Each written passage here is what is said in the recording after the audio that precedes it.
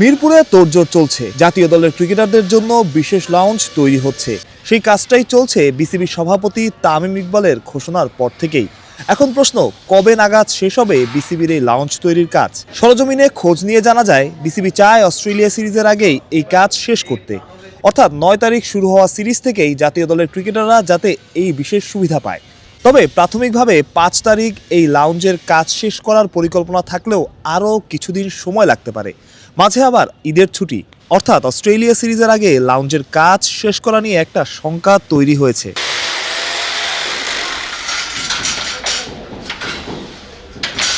Captain's কার্ডের পর জাতীয় দলের ক্রিকেটারদের জন্য বিশেষ এই লাউঞ্জ তৈরির উদ্যোগ নেন বিসিবির সভাপতি তামিম ইকবাল। 170 থেকে 80 জন ক্রিকেটার এই লাউঞ্জে বসে খেলা দেখতে পারবেন। থাকবে বিশেষ সুবিধাও। লর্ডসের মতো হলেও লর্ডসে যেখানে সীমিত সংখ্যক ক্রিকেটার এবং কর্মকর্তার বসার সুযোগ থাকে, সেখানে মিরপুরে আরও বড় পরিসরে এই লাউঞ্জ তৈরি করা হচ্ছে। সামনে থাকবে বেলকনি, পাশাপাশি কোয়াবের জন্য একটা অফিসও নির্মাণ করা হবে সেখানে।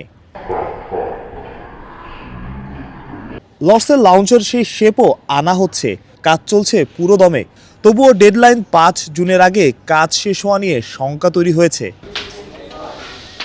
কাজ আগে শেষ হোক বা পরে, তবুও এই উদ্যোগের প্রশংসা করতেই হয়। বিসিবি ক্যাপ্টেন্স কার্ডের উদ্যোগ নেওয়ার পর অনেক জাতীয় দলের ক্রিকেটারই অখুশি ছিলেন। এর পরপরই তাদের সম্মানিত করার উদ্যোগ নেয় বিসিবি, যার কাজ এখন চলছে মিরপুরে।